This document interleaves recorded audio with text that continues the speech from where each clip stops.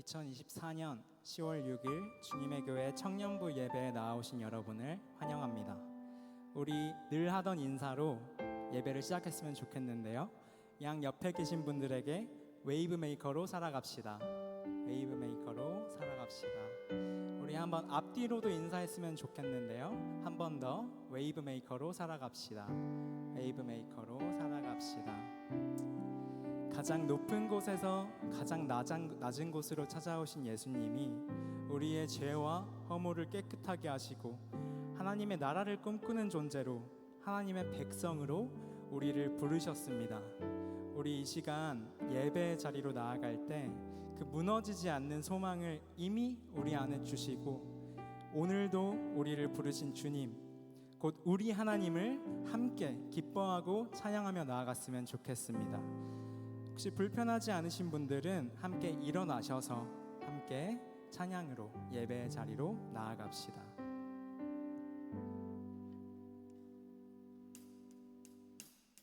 우리가 이곳에 모인 이유가 무엇입니까? 어떻게 하나님의 사랑을 알아 이 자리에 하나님의 자녀로 서 있습니까? 우리가 우리의 전심을 다하여서 함께 고백하면 하면 좋겠습니다. 가장 높은 곳에서, 가장 높은 곳에서 가장 낮은 곳으로 찾아오셨네. 날 살리려고 영원한 죽음에서 영원한 생명으로 구원하셨네. 크신 은혜로 그 사랑으로 그의 상함으로 나의 영혼 죄 사함 받았네. 그 구원으로 그의 희생으로 나의 영혼 주 안에서 자유해. 아멘.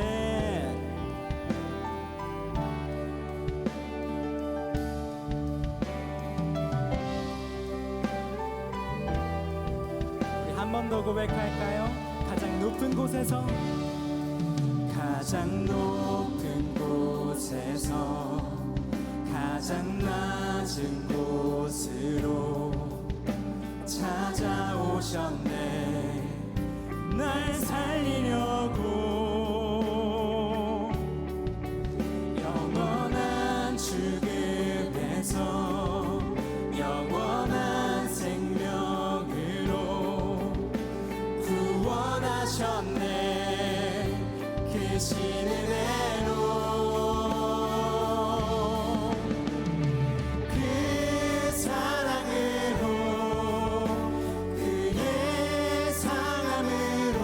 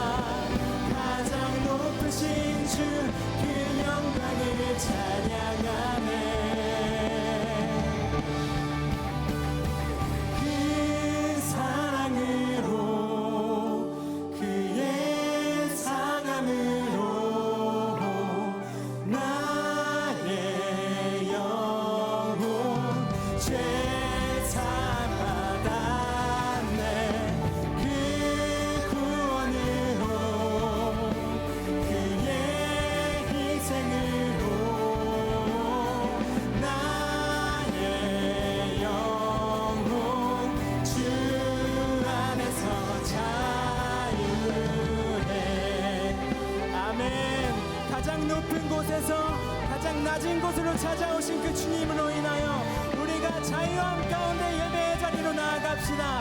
그 하나님의 선하심을, 사랑을 찬양합니다. 할렐루야. 우리 함께 박수로 하나님께 영광 높여드립시다. 아멘.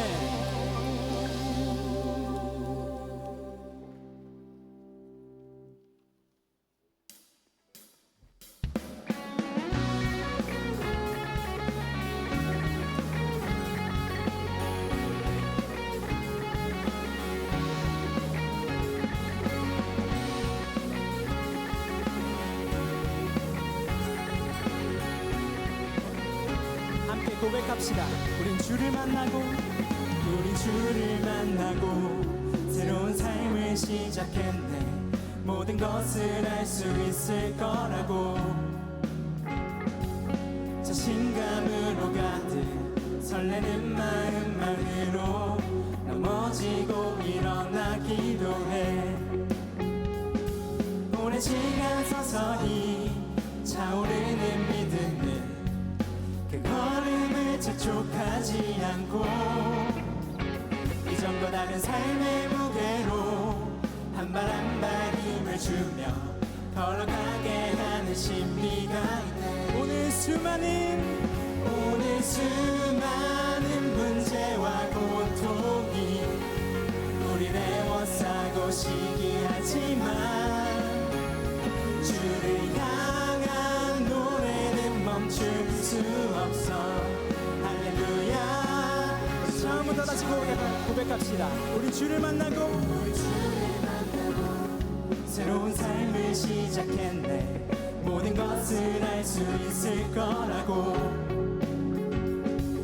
자신감으로 가득 설레는 마음만으로 넘어지고 일어나기도 해. 오랜 시간 서서히 차오르는 믿음에 그 걸음을 재촉하지 않고 이전과 다른 삶의 무게로 한 발 한 발 힘을 주며 걸어가게 하는 신비가 있네. 오늘 수많은 문제와 고통이 우리를 애워싸고 시기하지만 주를 향한 노래는 멈출 수 없어. 할렐루야. 소리쳐. 여기 수 없는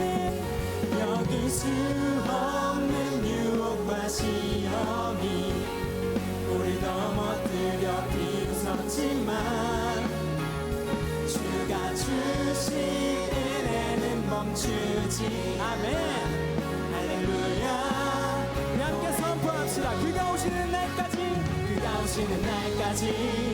그가 부르시는 때까지 끝나지 않는 무거운 질문을 지고 우리의 모든 시간에 의심이 사라질 때면 우리의 모든 시간이 한 번 더 그가 오시는 날까지 그가 부르시는 때까지 끝나지 않는 무거운 질문을 지고 그날의 모든 것들에 의심이 사라질 때면 변하지 않는 사랑의 꿈에. 아멘. 우리 안에 착한 일을 시작하신 그분이 우리를 여전히 포기하지 않으십니다. 우리의 발걸음을 선한 싸움을 함께 하십니다. 그러니 우리가 다시 일어납시다. 그러니 우리가 다시 반응하며 나아갑시다. 우리가 또다시 일어나 하나님 앞에 또 울고 또 구하고 또 묻고 다시 발버둥치는, 결국 다시 사랑으로 가득 차는 이 삶을 살아냅시다. 하나님이 여전히 우리의 소망 되십니다. 오늘 수많은 문제와 고통이 우리를 애워싸고 시기하지 주를 향한 노래는 멈출 수 없습니다. 노래는 멈출 수 없어. 할렐루야. 여기 수 없는 유혹과 시험이 우리 넘어뜨려 비웃었지만 주가 주신 멈추지 않아. 할렐루야. 한 번 더 고백할까요? 여기 수 없는 유혹과 여기 수 없는 유혹과 시험이 우리 넘어뜨려 비웃음신 주가 주신 은혜는 멈추지 않습니다. 할렐루야. 멈추지 않아. 할렐루야. 아멘. 우리의 시간을 아름답게 하실 주님을 의지합니다. 그날에 우리의 사랑의 품에 안기게 하실 주님을 신뢰합니다. 할렐루야. 주님을 찬양합니다.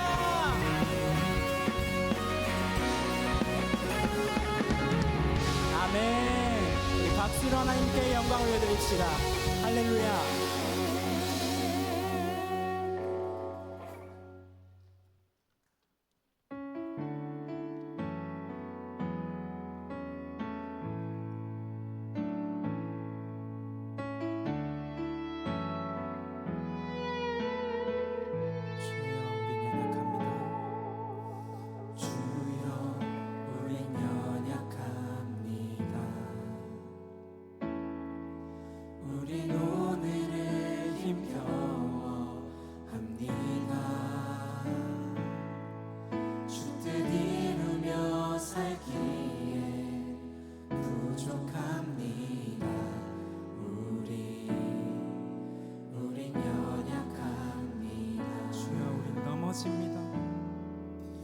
주여 우린 넘어집니다.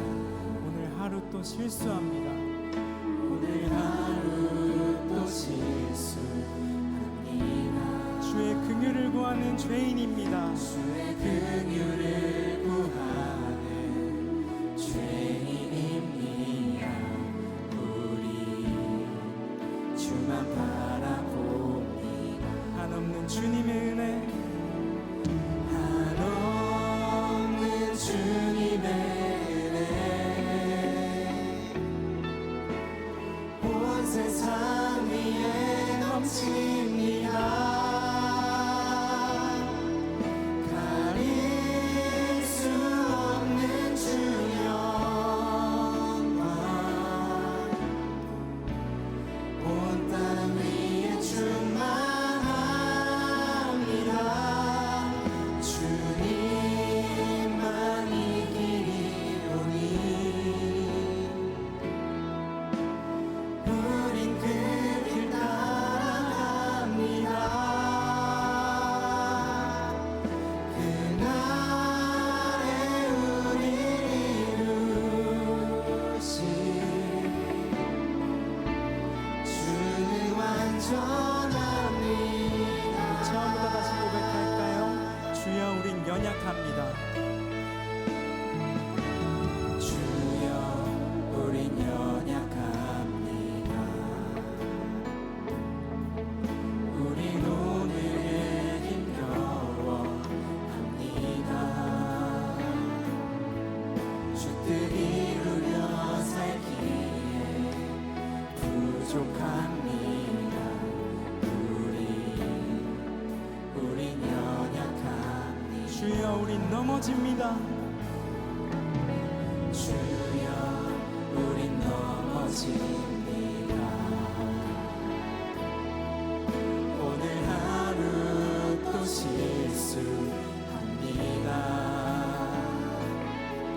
주의 긍휼을 구하는 죄인입니다. 우리 주만 바라봅니다. 한없는 주님의 은혜, 한없는 주님의 은혜,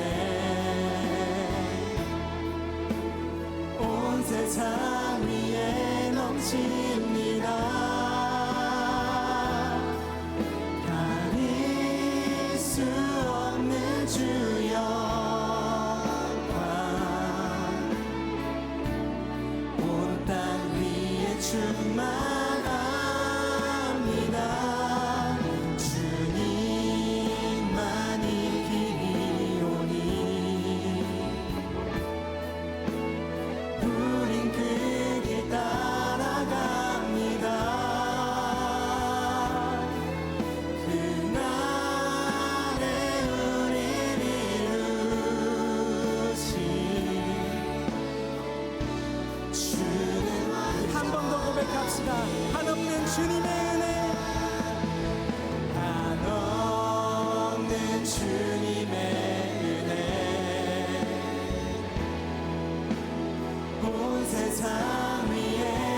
높아집니다.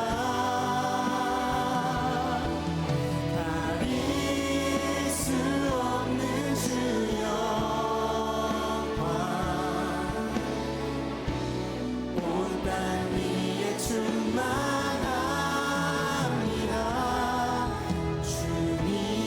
주님만이 길이오니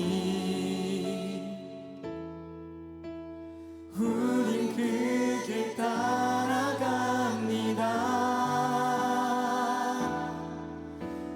그날에 우릴 이루신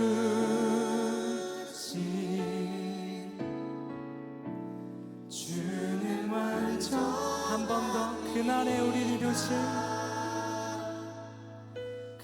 그날에 우릴 이루신 주는 완전합니다.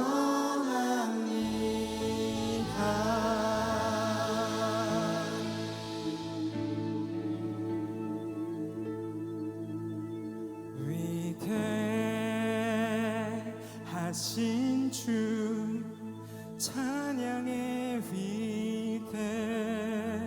위대하신 주 모두 알게 되리라. 위대하신 주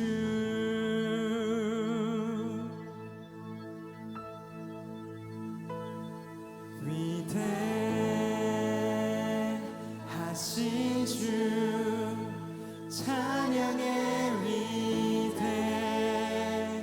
위대하신 주 모두 알게 되리라.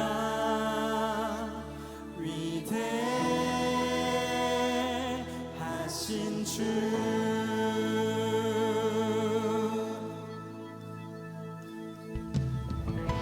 여러분, 우리 위대하신 하나님은 홀로 저 멀리에 계신 것이 아니라 약하고 금 많은 우리를 통하여 그 위대하심을 드러내시는 하나님이십니다. 우리의 삶을 통하여서, 때론 우리의 연약함과 깨어짐을 통하여서, 모든 형통과 고난을 통하여서, 우리의 무너짐과 일어섬을 통하여서, 우리 모든 인생의 발걸음을 통하여서 주님은 주님의 위대하심을 드러내실 것입니다. 하나님의 사랑되심을 드러내실 것입니다. 하나님의 자녀이자 소망되신 여러분, 우리가 우리의 입술과 삶으로 그 하나님의 위대하심을 찬양하며 나아갑시다. 할렐루야. 고백합시다. 빛나는 왕의 왕, 빛나는 왕의 왕, 영광의 주님, 온 땅 기뻐하라, 온 땅 기뻐하라.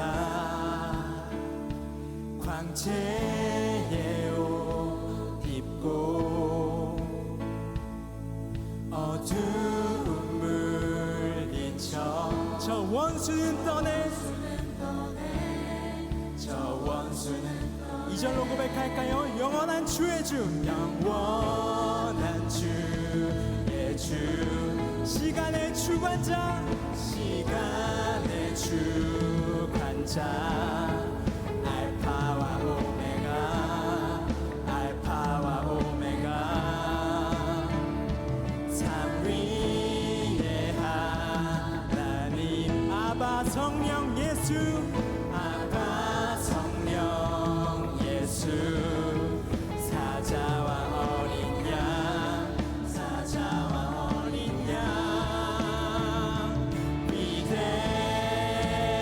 위대하신 주, 찬양의 위대하신 주, 모두 알게 되리라. 위대하신 주, 한 번 더 고백합시다. 위대하신 주, 위대하신 주, 우리를 통하여서 그 위대하심을 드러내실 하나님을 찬양합니다. 하나님을 찬양합니다. 할렐루야.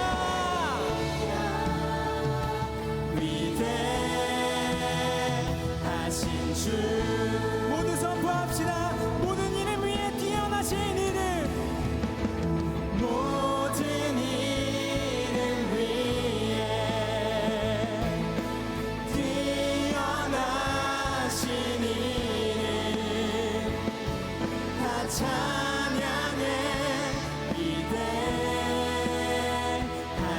주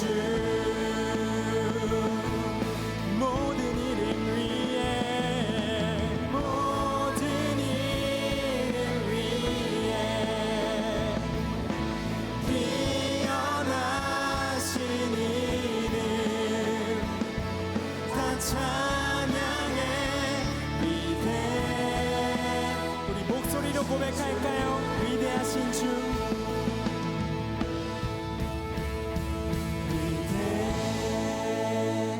위대하신 주 아멘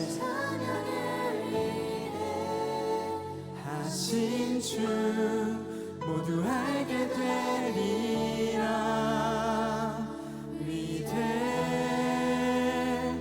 위대하신 주 우리가 이 시간 이렇게 선포하며 기도했으면 좋겠습니다. 나의 영혼아 하나님의 위대하심을 알지어다. 나의 영혼아 하나님의 선하심을 알지어다. 가장 높은 곳에서 나에게 찾아오시고 소원을 두고 행하게 하시는 우리와 함께하기 원하시는 그 하나님을 알지어다. 우리 영혼을 향해 이 시간 하나님의 하나님 되심을 선포하시면서 하나님의 사랑 되심을 선포하시면서 이 시간 함께 기도로 예배의 자리로 나아가겠습니다. 함께 기도합시다. 하나님 아버지 주님 우리의 영혼 가운데 주님 당신의 나라를 이루게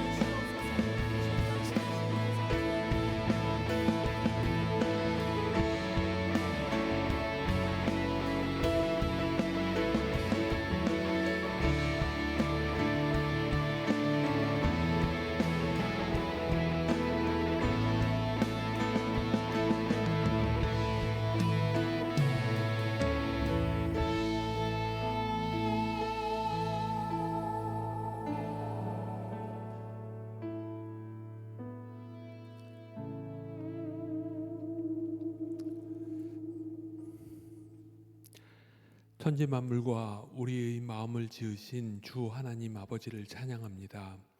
청명한 가을을 허락하시어 주의 전에 나와 주께 예배드리게 하심을 감사합니다. 우리를 위해 죽기까지 순종하시고 부활하신 예수님이 항상 함께하여 주시며 손을 내미사 붙잡아 주시니 감사합니다. 참 좋은 주의 자녀들과 공동체를 이루게 하시고 같이 기도와 찬양 예배드리게 하심을 감사합니다. 우리 마음속에 주님이 좌정하시어 주를 찬양하고 말씀과 기도로 거룩에 대한 소망을 주시니 감사합니다. 하나님 아버지, 그럼에도 저희들 마음에 주님이 기뻐하시지 않는 것들이 차 있습니다. 하나님을 더 알려하기보다 세상 즐거움에 빠져 있고 광야와 같은 세상에서 목마르다며 무엇을 마실까 원망하고 있지는 않습니까? 주님이 예배하시고 항상 인도하여 메마른 곳에 서서 우리의 영혼을 만족시키시고 힘을 주시는데 세상 헛된 것을 구하며 세상 방법, 세상 힘을 구하는 자가 나의 모습입니다. 좀 더 자자, 좀 더 졸자, 좀 더 누워있자 하다 이제는 좀 더 핸드폰을 붙잡거나 방탕한 쾌락에 빠져서 지내고 있지는 않습니까? 이 죄인을 불쌍히 여기소서. 주님, 저희를 불쌍히 여기사 우리의 마음에 할 일을 행하게 하소서. 다시는 목을 굳게 하지 마시고 오직 마음을 다하며 뜻을 다하여 하나님 여호와를 사랑하게 하소서. 이제는 마음 가죽을 베고 여호와께 속한 자 되어 우리의 잘못된 마음으로 주를 진노케 하는 자가 아닌 주의 기쁨 되는 자녀 되게 하소서. 그리하여 우리의 마음이 성령을 따라 사랑과 기쁨, 화평의 열매를 맺게 하소서.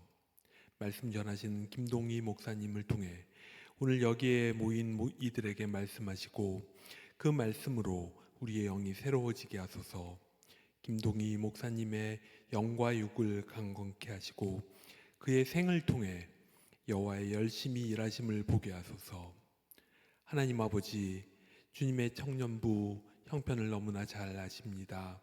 예비된 목사님이 오셔서 그를 통해 우리를 이끌게 하시고 그분을 통해 주님의 행하신 일로 주를 찬양하게 하소서. 총회로 세워질 리더십들 주를 향한 사랑으로 순종하게 하소서. 주님, 이 예배를 받으소서. 사랑과 공의의 주 예수 그리스도의 이름으로 기도합니다. 아멘.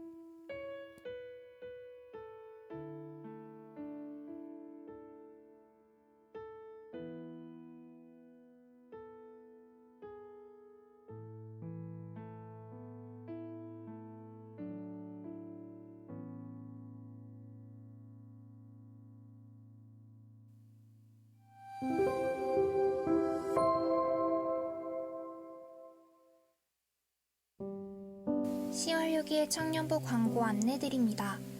주님의 교회 청년 예배에 오신 모든 분들을 환영하고 축복합니다. 새가족 등록은 예배 전후 3층 로비 새가족 데스크에서 가능합니다. 35기 권지영 자매가 새가족 수료를, 27기 박기찬 형제가 등록을 했습니다. 청년부와 함께하게 된 형제 자매님을 진심으로 환영합니다. 2025년 주님의 교회 청년부를 섬길 임원단을 선출하는 총회가 진행됩니다. 1차 총회는 10월 6일 오늘 청년부 리더십만 해당되며 10월 13일 주일 청년예배 광고시 후보 소개 예정입니다. 2차 총회는 10월 20일 주일 청년예배 후 선거로 진행됩니다. 청년순례 불시 안내드립니다. 3040 청년들을 대상으로 국내 성지순례를 통해 사명을 찾고 점검하는 행사입니다. 10월 19일 토요일 진행되며 신청 및 문의는 김세현 전도사님께 해주세요. 참알차 차차차 축구 모임 안내드립니다. 10월 13일 주일 오후 6시부터 8시까지 잠실 유수지 체육시설에서 진행되며 대상은 청년부 누구나입니다. 신청 및 문의는 26기 김찬훈 형제와 30기 강현서 자매에게 해주세요. 26기 여수정 자매 이준우 형제가 10월 12일 토요일 오후 12시 30분 더 SB 웨딩 컨벤션 3층 단독홀에서 결혼 예식을 올립니다. 하나님 안에서 하나 되는 가정이 되길 소망하고 축복합니다. 여기까지 10월 6일 청년부 광고였습니다. 이번 한 주도 우리를 너무나 사랑하시는 주님과 동행하는 한 주 되길 소망합니다. 사랑합니다. 축복합니다. 감사합니다.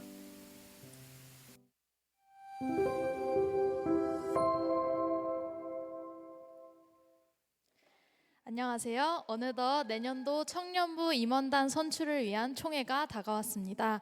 주파수 임원단에서 총회 일정 안내드립니다. 총회는 1차와 2차에 걸쳐 이루어집니다. 10월 6일 오늘은 1차 총회, 다음 주일인 13일은 후보자 인사, 다다음 주일인 20일은 2차 총회가 예정되어 있습니다.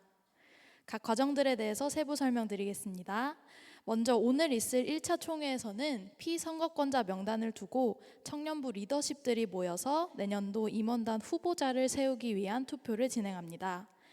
1차 총회 선거권자는 전체 임원회의 대상자와 동일하며 임원단, 코셀 리더, 셀 및 새가족 리더, 사역팀장, 사역팀 회계입니다. 해당 리더십 분들은 주보와 광고에 안내드린 대로 셀 모임 후 5시 30분까지 1층 제3집회실로 모여주시면 되겠습니다. 회칙에 의거하여 임원단 후보가 될 수 있는 피선거권자는 교회 등록 후 1년 이상 경과하였고 세례받거나 입교한 청년 중 지난 2년간 6개월 이상 청년부 사역팀 팀장 및 회계, 셀 및 새가족 리더, 코셀 리더를 한 청년 또는 지난 2년간 6개월 이상 사역팀 팀원이거나 교육부서 봉사자이면서 올해 셀 모임 출석률이 9월까지 기준 65% 이상인 청년입니다. 오늘 1차 총회에서 득표한 예비 후보들을 두고 다 득표자 순으로 이번 주 중에 임원단 후보자 수락 여부를 묻기 위해 저희들이 연락을 드릴 예정입니다. 피선거권자가 되신 청년분들께서는 부디 기도로 마음을 준비해 주시고 임원단에서 연락이 온다면 잘 받아주시기 바랍니다. 그리고 부디 긍정적으로 검토해 주시기 바랍니다.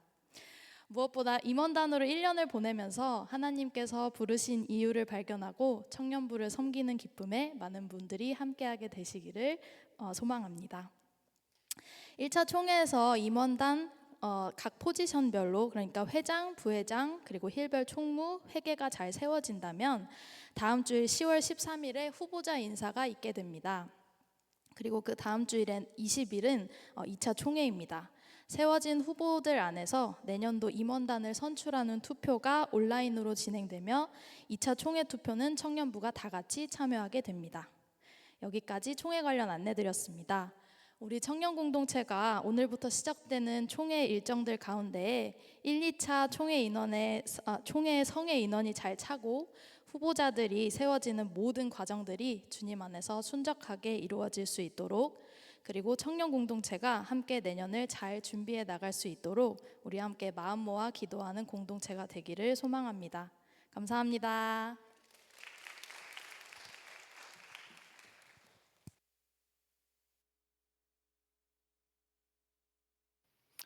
네, 긍정적으로 검토해 주시기 바랍니다. 아멘. 네, 오늘 또 축하할 소식이 있는데요. 또 결혼 소식입니다. 우리 박수로 함께 좀 환영할까요?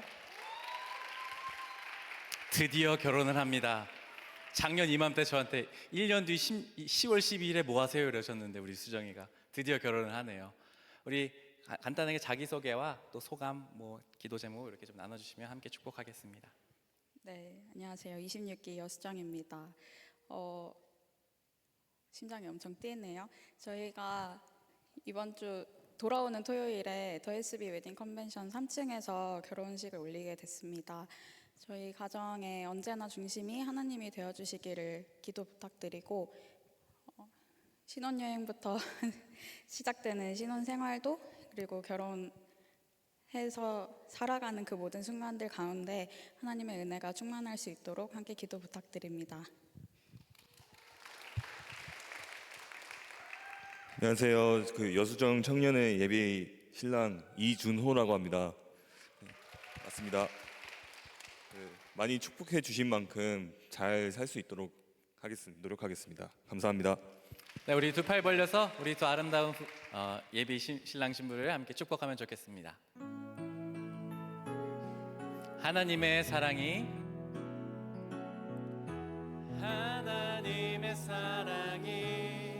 당신의 삶 가운데 가득하기를 축복합니다.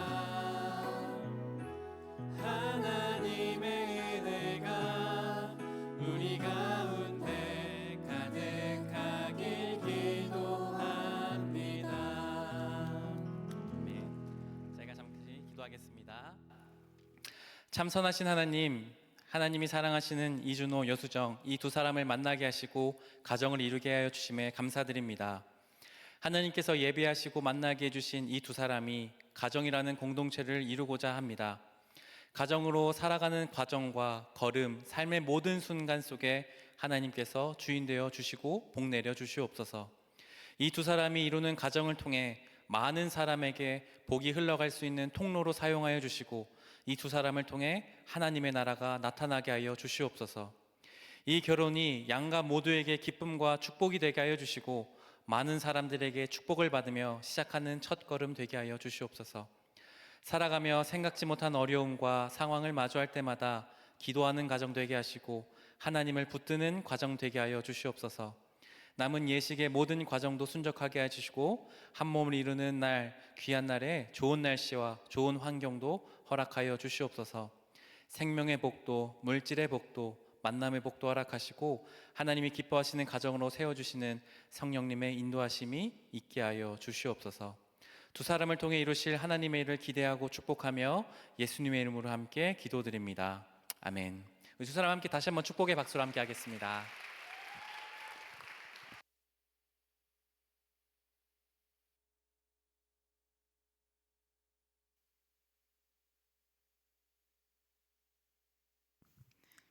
오늘 우리에게 주시는 하나님의 말씀은 구약 창세기 18장 20절에서 26절까지의 말씀입니다.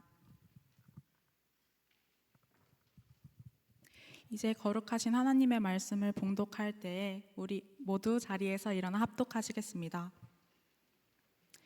여호와께서 또 이르시되 소돔과 고모라에 대한 부르짖음이 크고 그 죄악이 심히 무거우니 내가 이제 내려가서 그 모든 행한 것이 과연 내게 들린 부르짖음과 같은지 그렇지 않은지 내가 보고 알려하노라.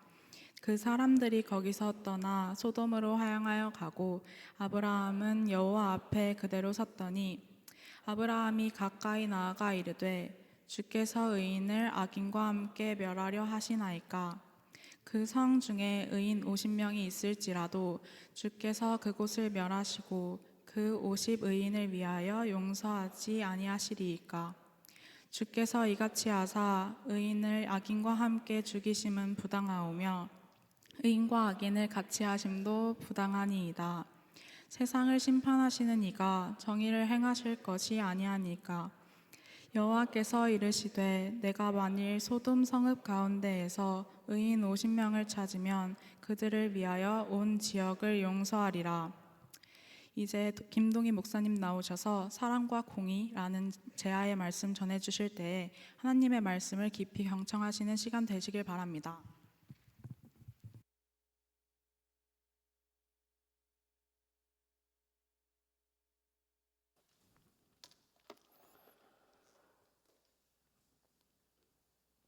네, 여러분 반갑습니다. 말씀 듣기 전에 칭찬을 하나 하고 시작하려고 합니다.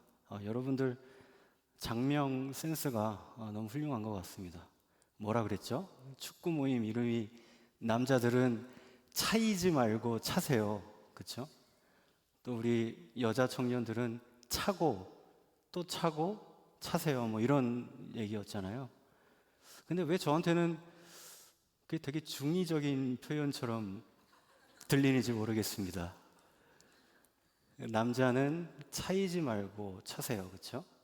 그 여자는 차고 또 차고 차세요. 근데 이걸 기억하셔야 됩니다. 그 연애할 때는 여자들이 주도권이 있죠. 그렇죠? 근데 연애를 시작하고 나서 이제 결혼 정년기, 그러니까 결혼에 골인하기 위해서는 이제 남자의 결단이 더 중요하다는 사실을 말입니다. 어쨌든 그냥 그런 생각이 들었어요. 이거는 제가 뭐 지금 설교 문에 없는 이야기인데요. 아무튼 그렇습니다. 자, 이제 설교문에 집중하도록 하겠습니다. 요즘 영화를 보면요, 과거 옛날 영화들하고 차이점이 있는 것 같습니다.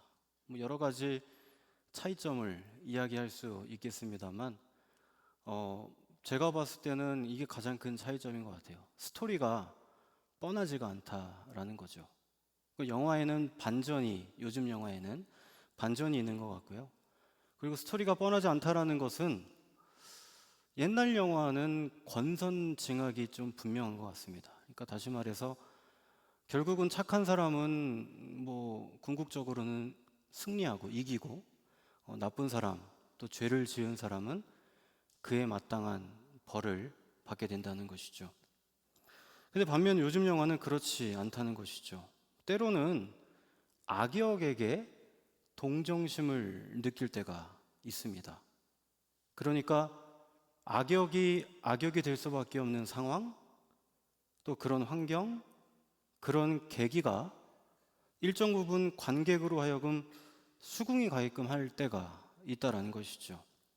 그러니까 어렸을 때는 당연히 착한 사람, 나쁜 사람을 명확히 구분하려 했다면, 이 똑같은 영화를 성인이 되고 나서 다시 보면 그 선과 악에 대한 구분이 그리 명확하지 않을 때가 있다는 겁니다. 레 미제라블이라는 영화가 있죠. 작품이 있죠. 프랑스의 위대한 소설가인 빅토르 위고의 장편 소설입니다. 이것은 원래 소설인데 영화로 개봉되기도 했죠. 이 작품에는 많은 등장인물이 등장합니다. 그 중에서 두 명의 주인공이 이 이야기 전개에 있어서 두 캐릭터를 우리가 주목할 필요가 있죠. 바로 장발장이라는 인물과 자베르 혹은 자비에르라는 인물입니다. 이 두 사람은 극과 극의 모습을 보여줍니다. 장발장은 다른 사람을 잘 도와주고 선행을 베풀고 자비를 베푸는 그런 캐릭터이죠. 이에 반해 자베르는 매사가 정확하고 공정하고 정의를 구현하는데 항상 열심인 그런 캐릭터입니다. 어렸을 적에 이 작품을 보면 저는 장발장은 착한 사람이고 자베르는 나쁜 사람이라고 인식되었습니다. 그런데 성인이 되고 나서 이 작품을 보니 느낌이 좀 달라졌습니다. 이 자베르라는 인물을 단순히 나쁜 사람이라고만 그렇게 규정하기에는 그 사람의 모습에 공감이 가기도 하고 어떤 장면에서는 그 행동이 이해가 되기도 하더라는 겁니다. 이러면서 과거 악역으로만 여겨왔던 그 캐릭터에게 저는 감정이입이 되기도 했습니다. 여러분 가운데는 혹시 제 얘기에 공감하는 분들이 있을지 모르겠습니다. 어쨌든 이 레미제라블이라는 작품은 이 사랑이라는 가치를 삶으로써 살아내려고 노력하는 장발장과 정의와 공의를 강조하는 이 자베르 경감이라는 이 두 사람의 캐릭터 대결을 잘 그려내고 있습니다. 사랑과 공의의 대결입니다. 사랑과 공의, 이 두 단어는 우리가 가까이 있는 이런 문학 작품을 통해서 그리고 나아가 우리가 인생을 살면서 자주 마주하게 되는 그런 중요한 두 가지 어떤 속성, 성품이라고 이야기할 수 있겠습니다. 그래서 오늘 이 시간 설교의 제목이기도 하죠. 사랑과 공의에 대해서 오늘 하나님께서는 우리에게 어떤 메시지를 주실지 그런 기대하는 마음으로 함께 살펴보고자 합니다. 이 사랑과 공의에 대해서는 오늘 우리가 함께 읽은 본문 말씀이 잘 보여주고 있습니다. 오늘 본문 이야기는 이른바 소돔과 고모라 이야기로 잘 알려진 사건입니다. 이 소돔과 고모라는 당시에 매우 발전한 고대 도시입니다. 그래서 밤낮 할 것 없이 사람들이 북적였을 거라고 추정됩니다. 시장이 발달하고 상거래가 활발하니 자연히 많은 사람들이 오갔던 장소였던 것 같습니다. 그러니 자연스럽게 음지에서는 불법이 성행하고 비윤리적이고 비도덕적인 그런 광경들이 자주 목격되었겠죠. 한마디로 정의와 공의가 상실된 곳, 불법과 무질서와 음란함이 가득한 곳, 이 두 도시를 소돔과 고모라라고 성경은 말씀합니다. 이 죄악이 가득한 도시인 소돔과 고모라를 놓고서 오늘 본문에는 두 사람이 등장인물로 나옵니다. 바로 하나님과 아브라함입니다. 먼저 하나님은 이 죄악으로 가득한 사람들을 보시고 이들을 심판해야 한다고 말씀하십니다. 왜냐하면 하나님은 정의와 공의의 하나님이시기 때문입니다. 선하신 그분에게는 어떠한 죄악도 어떠한 거짓된 행동도 용납될 수 없기 때문입니다. 이에 대해 아브라함은 하나님께 한 번만 이들에게 기회를 달라고 부탁합니다. 부디 자비와 사랑을 베풀어 달라고 간청하는 것이죠. 왜냐하면 하나님은 공의의 하나님이시기도 하지만 자비와 사랑의 하나님이시기도 하기 때문입니다. 그러자 하나님은 참다가 이 소돔과 고모라의 이 부도덕한 행태를 보시고서 이렇게 말씀하십니다. 내가 직접 내려가서 이 사람들이 뭘 하고 있는 건지 내가 직접 판단하겠다라고 말입니다. 오늘 본문 20절과 21절 말씀인데요. 우리 한번 다 같이 다시 한번 읽어볼까요? 시작. 여호와께서 또 이르시되 소돔과 고모라에 대한 부르짖음이 크고 그 죄악이 심히 무거우니 내가 이제 내려가서 그 모든 행한 것이 과연 내게 들린 부르짖음과 같은지 그렇지 않은지 내가 보고 알려 하노라. 그러니까 이 죄악의 도시인 소돔과 고모라에서 울부짖는 소리가 어찌나 크던지 그게 하늘까지 그 울부짖는 소리가 닿았다는 겁니다. 그래서 하나님께서 친히 이 땅으로 내려가 그 실상을 직접 확인하셔야겠다는 것이죠. 그러자 이 땅에 내려오신 하나님 앞에 아브라함이 막아섭니다. 사실 막아섰다라기보다는 하나님 앞에 정중히 서서 간청합니다. 그리고 그는 이렇게 말합니다.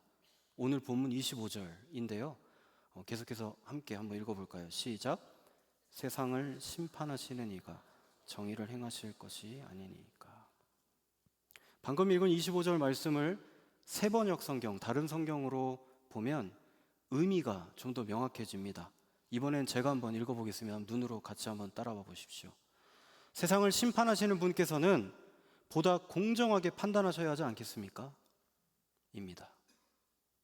그러니까 아브라함은 아직 이 소돔과 고모라의 의인이, 비록 그 숫자가 소수일지라도 의인이 아직 남아있을 수 있는데, 이렇게 의인과 악인을 구분하지 않고 싸잡아서 한 번에 진멸하신다는 것은, 그것은 하나님의 공의, 하나님께서 가지고 있는 그 속성, 성품, 그 공정함에 반하는 것이 아닙니까? 라는 겁니다. 그래서 아브라함은 매우 조심스럽고도 또 담대하게 이렇게 간청하는 것이죠. 하나님, 당신은 정의로우신 분 아닙니까? 당신의 그 공정함에 근거해 본다면 아무리 의로운 사람의 숫자가 적을지라도 그 다수의 악인과 다 같이 심판해서는 안 될 것 같습니다. 그러자 하나님은 일단은 이 아브라함의 간청을 받아들이십니다. 그러면서 이렇게 답하시죠. 본문 26절인데요. 여러분 같이 한번 읽기를 원합니다. 함께 읽겠습니다. 의인 50명을 찾으면 그들을 위하여 온 지역을 용서하리라. 그러니까 이 큰 도시에 의인 50명만 있으면 내 심판 계획을 없던 걸로 하겠다라는 하나님의 말씀입니다. 처음에는 50명이었습니다. 그런데 그런 50명이 채 되지 않자 의인이 그 숫자를 45명으로 줄여서 아브라함을 하나님께 다시 간청합니다. 그리고 45명은 40명으로, 그리고 30명으로, 20명으로, 10명으로 계속 숫자를 줄여가며 아브라함을 하나님께 간청합니다. 이렇게 총 6번이나 하나님께 부탁을 반복합니다. 그러나 안타깝게도 이 두 도시에는 의인 10명이 없었다고 성경은 기록합니다. 여러분, 이 큰 도시에, 이 두 도시에 하나님께 의롭다 칭함을 받을 만한 사람 10명, 그 10명이 없다라는 게 참 놀라운 일 아닙니까? 이렇게 6번이나 수많은 기회를 줬는데도 불구하고 이 소돔과 고모라 사람들은 그 기회를 놓치고 맙니다. 방금 우리가 읽은 본문 25절과 26절에서 각각 한 단어씩을 우리는 특별히 기억할 필요가 있습니다. 바로 정의라는 단어와 용서라는 단어입니다. 화면을 한번 보면요. 여기서 이제 다른 색깔로 쓰여져 있는 단어 두 단어, 우리가 주목할 단어는 정의와 용서입니다. 이 정의와 용서를 다른 말로 표현하면 공의와 사랑입니다. 다시 말해 사랑과 공의입니다. 여기서 우리는 하나님이 가지고 계신 중요한 두 가지 성품을 알 수 있습니다. 바로 사랑과 공의입니다. 그래서 우리가 기도할 때 흔히들 사랑과 공의의 하나님이라고 표현하죠. 하나님은 공정하고 정확한 분이십니다. 그분은 죄와 악을 용납하지 않으시는 분입니다. 그래서 그분은 이 땅에 내려오셔서 소돔과 고모라를 심판하실 수밖에 없었습니다. 그러나 그런 하나님은 동시에 사랑과 긍휼이 많은 분이십니다. 만약에 그분이 그런 분이 아니시라면 6번이나 기회를 주셨을 리가 없기 때문입니다. 그렇다면 여러분, 이 소돔과 고모라 이야기를 통해 하나님께서 오늘 우리에게 주시는 영적인 교훈은 무엇일까요? 바로 이것입니다. 우리는 사랑의 하나님만큼이나 공의의 하나님을 두려워해야 한다라는 겁니다. 그리스도인으로서 우리는 항상 사랑 강조합니다. 용서해 주시는 하나님, 내가 어떤 죄를 짓더라도 다시 품어주시리라. 우리는 그 하나님만 강조할 때가 많지 않나 싶습니다.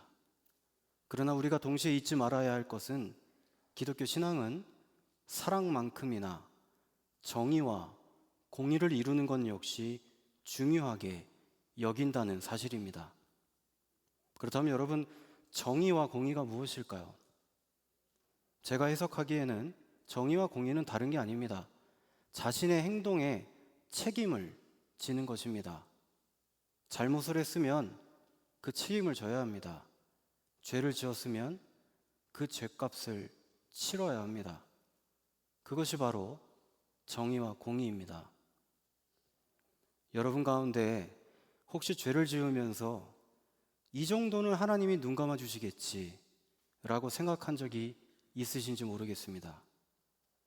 아무도 보는 사람이 없기에 하나님도 모르실 것이라며 쉽사리 죄를 지으신 적은 없으십니까? 이렇게 죄를 반복적으로 지으면서도 뭔가 내게 큰일이 발생하지 않았다는 것을 궁금해하며 그렇게 생각한 적은 없으신지요?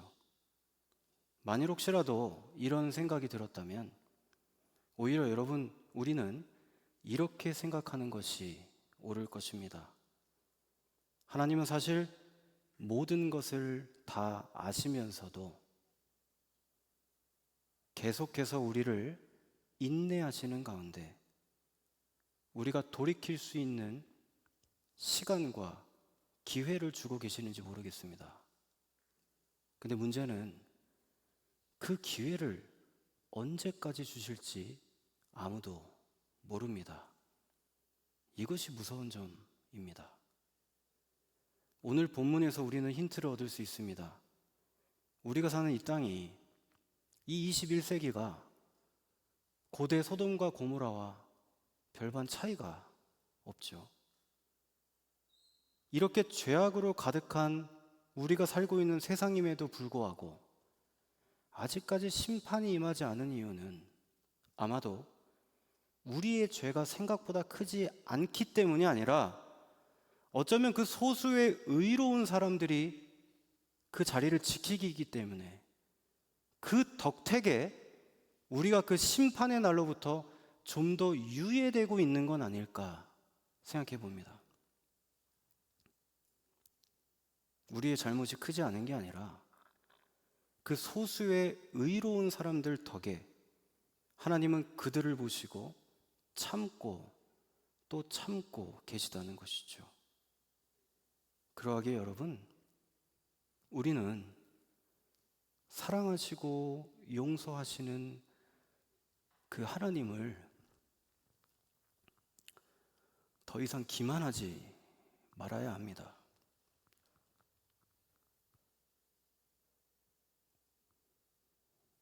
이렇게 죄를 반복적으로 지으면서도 뭔가 우리에게 큰 일이 발생하지 않는 이유는 아무도 우리의 죄가 생각보다 크지 않기 때문이 아니라 그저 심판이 유예되고 있는 것 뿐이기 때문입니다. 그러하기에 우리는 사랑의 하나님만큼이나 공의의 하나님을 두려워할 줄 알아야 합니다. 사실 제가 오늘 이 본문을 정하고 여러분 앞에 선 계기가 있었습니다. 몇 주 전 제 수업 때 일인데요. 그 수업은 대학부 수업이었습니다. 근데 어떤 학생 하나가 이렇게 제게 질문을 해왔습니다. 화면을 보면요. 질문은 이것입니다. 교수님, 왜 예수님은 이 땅에 오셔야만 했나요? 왜 예수님이 이 땅에 오셔야만 했나요? 그러니까 성육신하신 이유를 제게 질문한 것이죠. 사실 이 질문의 답은 쉽죠. 여기 계신 많은 분들이 그 답을 말할 수 있을 겁니다. 우리의 죄 때문이죠. 우리를 대속하기 위해서. 이게 이 학생 질문에 대한 답일 겁니다. 그런데요, 과연 이 학생이 이걸 몰라서 묻는 질문이었을까요? 그래도 신학생인데 이처럼 간단한 기독교 교리를 몰랐을 리 없습니다.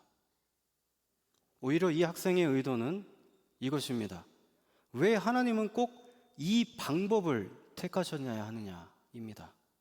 그러니까 사랑의 하나님이시라면 그저 너의 죄를 사하노라 이 한마디면 되실 그 전지전능하신 분이 왜 그토록 복잡한 방법으로 인간의 몸을 입고 그 성자 예수 그리스도를 보내셔서 십자가를 지게 하시고 죽게 하시는 그런 복잡한 방법을 왜 이 방법을 택하셔야 했느냐? 이게 그 학생의 질문의 의도인 것이죠. 여러분은 어떻게 생각하시나요? 왜 하나님은 꼭 이 방법을 택하셨어야만 했을까요? 2000년 전에 말입니다. 다른 쉽고도 간단한 방법이 있었을 텐데 말입니다. 우리의 구원을 위해서 하나님은 좀 더 쉬운 방법으로 우리의 죄를 사하실 수는 없었느냐는 겁니다. 혹시 여러분 평소에 이런 생각을 해보셨는지 모르겠습니다. 사실 이 정도 질문을 해야 신학교에 오고 또 신학 공부를 한다라고 이야기할 수 있겠죠. 그렇지 않겠습니까? 그래서 오늘 이 나머지 시간은 이 학생에 대한 답을 함께 나누면서 오늘 말씀을 맺고자 합니다. 그러니까 왜 꼭 하나님은 이 방법, 즉 자신의 독생자 예수를 이 땅에 보내는 방법으로 우리의 죄를 그리고 우리를 구원하셨을까입니다. 그 이유는 바로 우리가 지금까지 살펴보고 있는 하나님의 두 가지 성품과 연관이 됩니다. 바로 하나님은 사랑과 공의의 하나님이시기 때문입니다. 그래서 다른 방법은 문제가 된다는 겁니다. 한번 들어보시죠. 그러니까 하나님이 만일 그저 우리 죄가 용서되었다고 한마디 선언하시고 모든 죄를 사하신다면, 그래서 우리가 그 말씀 한마디로 구원을 받고 끝나버리면 그분이 가진 성품 중 사랑의 측면만 충족되는 것이 됩니다. 대신에 그분의 공의는 사라지고 맙니다. 무슨 말이냐면요. 그러니까 하나님이 그저 죄가 용서되었다고 선언하시고 만다면, 그렇게 되면 그 죄의 심각성, 그 죄의 극악성에 대한 그 하나님의 공정성은 그저 흐지부지 되고 말 것이라는 겁니다.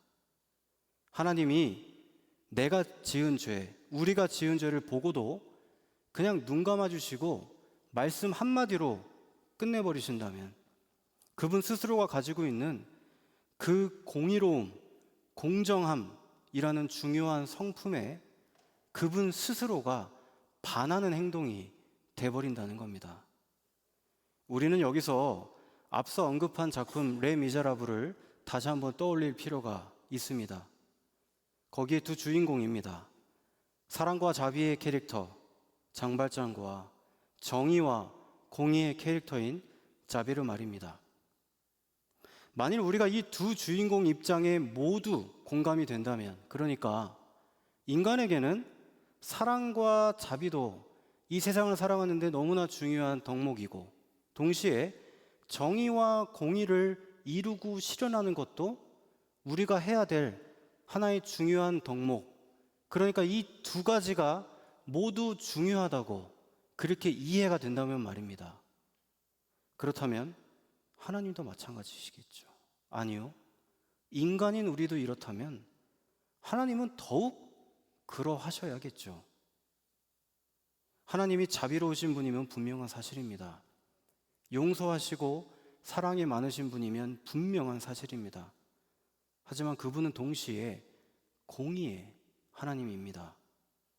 따라서 하나님이 이 세상을 구원하실 때 이 죄의 문제를 단호하고도 공정하게 다루시는 모습을 보여주셔야만 합니다. 죄를 지었으면 그 죄값은 분명히 치러야 한다는 겁니다. 내가 누군가에게 용서를 구하기 앞서서 말입니다. 이러한 상황을 우리의 죄의 문제에 계속해서 대입해 보면 이렇습니다. 우리는 죄인입니다. 우리 스스로 잘 알고 있죠. 이것을 비유를 하건대 그 채무의 양이, 빚이 엄청나서 큰 빚을 진 죄인이라고 상상해 볼 수 있습니다. 이 화면처럼 말입니다. 우리가 구원을 받으려면 이 엄청난 무게의 이 채무의 양, 이 죄의 문제를 해결해야만 합니다. 그렇죠? 무엇보다도 방금 말씀드린 대로 하나님의 공의의 측면이 이 죄를 먼저 해결하게끔 요구하십니다. 이게 중요합니다. 하나님의 공의는 이 엄청난 채무를 갚도록 요구하신다는 겁니다. 왜냐하면 우리가 구원을 받기 위해서는 각자가 지은 그 죄에 대한 배상을, 그것이 선행돼야 하기 때문입니다. 근데 문제는 우리가 잘 알다시피 우리는 스스로의 힘으로 저 엄청난 무게와 저 엄청난 양의 그리고 크기의 빚을 청산할 방법이 없습니다. 그리고 그 빚을 청산하기 위해서 쉽사리 하나님께 손 내밀 수도 없습니다. 왜냐하면 그 죄는 하나님이 지은 죄가 아니기 때문입니다. 내가 지은 죄이기 때문입니다. 만일 내가 지은 죄를 하나님이 아무런 타당한 이유 없이 그냥 아까 말씀드린 대로 한마디 말로 그렇게 사해 버리신다면 그분의 공의로움의 측면에 타격을 입게 되기 때문입니다. 그렇다면 여러분, 다른 측면으로 그렇다면 이 죄의 문제를 인간 중에 누군가는 해결할 수 있을까요? 나와 같은 모습을 한, 그러나 정말 돈이 많은, 정말 부자 중에 부자가 만약에 있다면 그는 내 이 엄청난 빚을 갚을 수 있을까요? 성경에 근거해 본다면, 물론 이것도 비유적인 표현입니다만 그럴 수 없다는 건 우린 잘 알고 있습니다. 우리가 갖고 있는 죄의 문제는 같은 동등한 인간 누구도 해결해 줄 수 없다는 사실을 말입니다. 그렇다면 이 죄의 문제를 해결할 방법은 단 한 가지뿐입니다. 다른 방법이 있지 않고 단 하나입니다. 바로 하나님과 동등한 자격을 가진 누군가, 하나님과 같은 동등한 자격을 가진 그 누군가가 유일하게 이 문제를 해결할 수 있습니다. 그 누군가가 직접 저와 여러분의 이 죄의 문제, 그 배상을 할 수 있는 능력이 있다는 거죠. 이 누군가는 이런 조건을 갖춰야 됩니다. 첫째, 우리와 같은 인간이어야 합니다. 죄값을 치르는 주체는 죄를 지은 나, 여러분이지 하나님이 대신 갚아줄 수는 없기 때문입니다. 하지만 동시에 둘째, 이 조건을 갖춘 그 누군가는 하나님과 동등해야 합니다. 하나님과 동등한 자격을 가져야 합니다. 왜냐하면 그 어떤 인간도 이 엄청난 죄의 빚을 갚을 능력이 있는 인간은 그 어떤 엄청난 부자라도 할 수 없는 일이기 때문입니다. 그러하기에 만일 하나님이 인간이 되신다면, 만일 하나님이 인간이 되신다면, 직접 인간의 몸으로 오신다면 이 두 가지 조건이 모두 충족이 됩니다. 만일 하나님이 인간이 되신다면 이 신적인 인간, 그러니까 인간이면서 동시에 하나님이신 이분이야말로 유일하게 하나님의 공의도 충족하면서 동시에 우리의 죄를 사하시는 그런 자비와 사랑의 존재가 될 수 있다라는 것이죠. 다른 방법은 없습니다. 꼭 하나님이신 그분이 직접 이 땅에 내려오셔서 해결하셔야만 합니다. 이것이 바로 예수 그리스도께서 이 땅에 내려오신 이유입니다. 아니, 그가 이 땅에 꼭 내려오셔야만 한 이유입니다. 그가 이 땅에 오신 이유입니다. 이제 말씀을 맺고자 합니다. 우리는 오늘 본문을 통해서 왜 하나님께서 이 땅에 내려오셨는지 살펴봤습니다. 먼저는 우리 성부 하나님께서는 이 소돔과 고모라의 죄악을 용서하고자 이 땅에 내려오셨습니다. 단지 한 번이 아니라 6번이나 기회를 주시면서까지 자비와 사랑을 베푸셨습니다. 그리고 또한 그분의 독생자인 예수 그리스도는 우리의 죄악을 대신 짊어지시기 위해서 그 죄의 문제를 해결하시고 우리를 구원하시기 위해서 이 땅에 내려오셨습니다. 혹자는 이렇게 물을 줄 모릅니다. 우리 죄를 용서해 주실 방법이 왜 이것뿐이냐고 말입니다. 사랑이 많은 하나님이라면 그런 복잡한 방법 말고 그냥 한 방에 용서해 주시고 우리를 구원해 주실 수 있지 않느냐 말입니다. 왜 직접 내려오시는 방법을 택하셨느냐는 말입니다. 그 대답은 바로 사랑과 공의입니다. 오직 예수 그리스도만이 이 아버지 하나님의 사랑과 공의를 모두 충족할 수 있는 존재시기 때문입니다. 그것이 오늘 본문에 나타나는 하나님의 모습이며 성경 전체를 꿰뚫는 일관적으로 보여주는 하나님의 모습입니다. 그러하기에 여러분, 우리 모두는 오늘 말씀을 기억하며 사랑과 공의라는 이 하나님의 놀라우신 이 두 가지 중요한 성품을 잘 이해하고 오늘 주신 말씀대로 이번 한 주간도 잘 살아내는 그런 저와 여러분 되기를 소망합니다.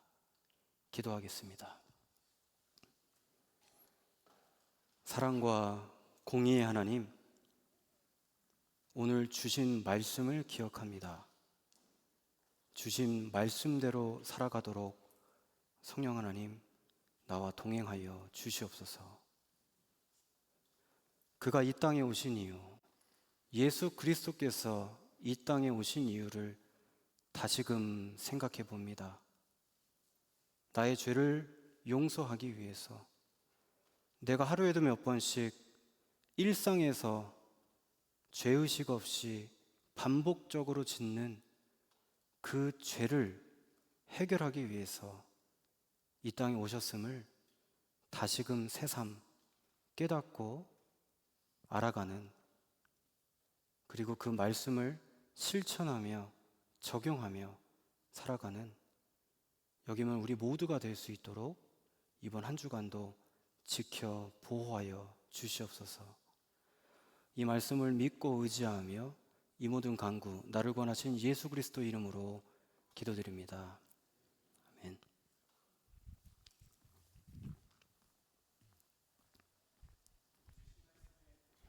주신 말씀 생각하며 자리에서 일어나서 함께 우리 주님을 찬양하며 또 함께 기도의 자리로 나아가겠습니다.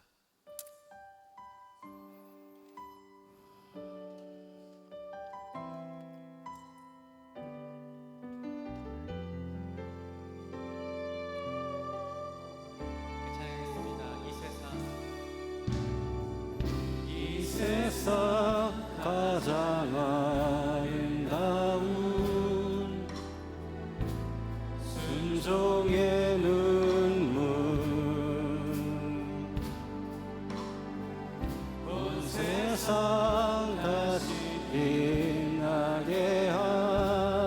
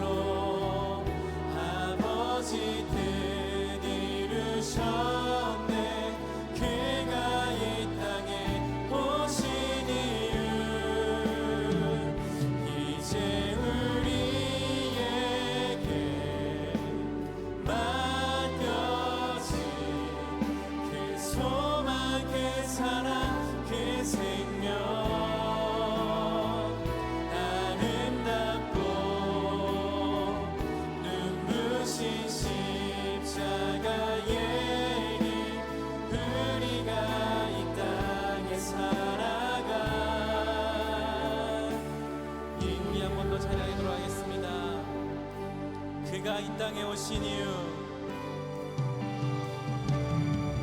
그가 이 땅에 죽어야 살게 되고 죽어야 살게 되고 져야만 승리한 놀랍고 영원한 신비 지으신 그대로 회복시킨 우리의 창조주 그리스도 십자가의 길로 아버지 뜻 이루셨네. 그가 이 땅에 오신 이유, 이제 우리에게 맡겨 그 소망 그 사랑 그 생명 아름답고 눈부신 십자가의 길 우리가 이 땅에 살아갈 이유. 지금 우리가 다시 한번 말씀을 기억하며 다시 한번 주님께 기도하며 나가십시다. 주님, 나의 죄를 위해 오신 사랑과 공의 하나님, 내가 있어야 할 그 십자가에 대신 달려 죽으신 예수님을 기억합니다. 비천한 사람의 모습을 입고 오신 예수님, 그 주님께 우리가 그 구원의 은혜를 다시 한번 기억하며 감사합니다. 또한 하나님, 당신께서 지으신 그 십자가가 바로 내가 있어야 할 그 십자가의 자리임을 기억합니다. 내가 날마다 지었던 그 반복적인 죄악들을 기억합니다. 주님, 공의로 다스리시는 그 주님의 두려우심을 또한 기억하며 살겠습니다. 내 죄악들을 다시 한번 주님께 내어놓으며 내가 죄악 가운데 다시 한번 거하지 않으며 거룩한 삶을 살기로 다시 한번 결심하며 나아가길 원합니다.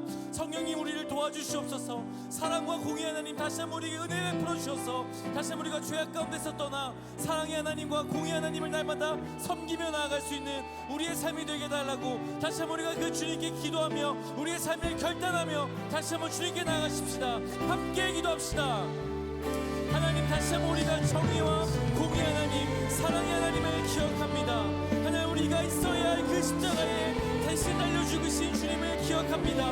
그 놀라우신 은혜와 사랑을 감사하며 나아갑니다. 그 은혜가 우리 가운데 다시 한번 깨달아지게 하여 주옵소서. 그 사랑의 능력이 우리 안에 거하게 하여 주시옵소서. 그 사랑의 마음, 우리가 용서받는 것에만 머무르지 않게 하여 주옵소서. 공의 하나님을 기억합니다. 죄악을 싫어하시며 죄악을 멸시하신 주님을 기억합니다. 하나님과 그 죄악 가운데 날마다 우리가 빠져있는 그 죄악 가운데서 벗어나게 하여 주시옵소서. 반복하며 나아가는 우리의 더러움과 우리의 욕망과 욕심들, 하나님 그 죄악들을 주님 이 시간 회개하며 나아갈 때 하나님 그 죄악에서 떠나갈 수 있게 하여 주옵소서. 공의 하나님은 날마다 기억하며 나아가게 하여 주옵소서.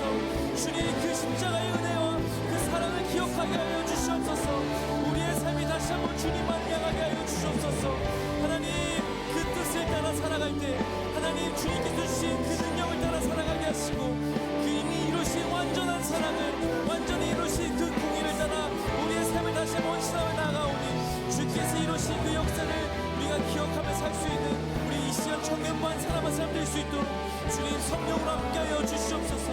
그 뜻을 따라 살아갈 수 있는 우리 주님의 그 청년부 공동체 되게 하여 주시옵소서.